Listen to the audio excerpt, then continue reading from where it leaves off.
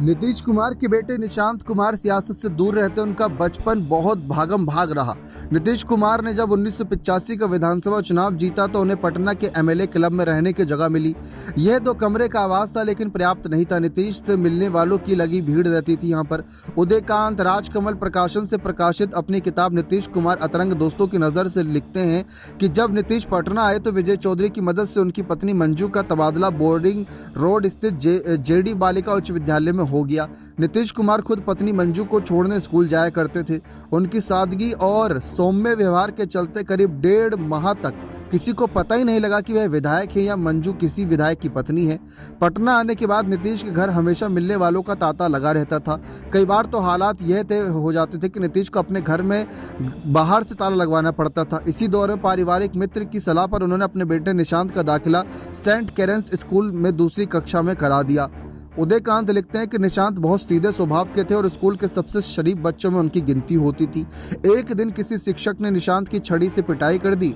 चोट इतनी गहरी थी कि उसके माथे पर गुमड़ा निकल आया और बुखार हो गया। नीतीश कुमार को जब अपने बेटे की पिटाई खबर मिली तो गुस्से से आग बबूला हो गए।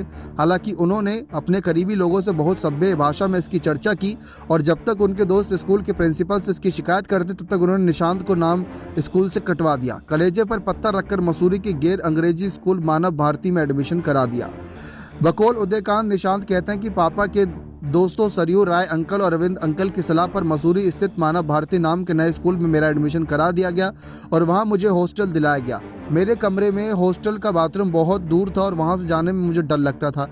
मेरे मम्मी पापा ने मुझे ढेर सारे खिलौने दिलवाए थे। स्कूल के एक टीचर ने मुझसे सारे खिलौने छीन लिए और अपने बेटे को गिफ्ट कर दिए। मैं बहुत दुखी हुआ था, लेकिन किसी से कुछ कहा नहीं।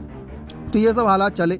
नीतीश के बेटे की बात करें तो नीतीश का बेटा इस समय राजनीति से कोसों दूर है। वह इंजीनियर और अध्यात्म की दुनिया में अपने आप को व्यस्त रखते हैं। नीतीश के पहले ये बयान था कि साफ तौर पर कि वो अपने परिवार को राजनीति में नहीं आने देंगे। देखा जाए तो इनके भाई बहन, इनके करीबी नात रिश्तेदार भी राजनीति से कोसों दूर हैं। वहीं लालू यादव को देखें तो उनकी बेटी, उनके बेटे सब सांसद विधायक बने बैठे हुए हैं। बने रहे चैनल के साथ। बहुत बहुत धन्यवाद।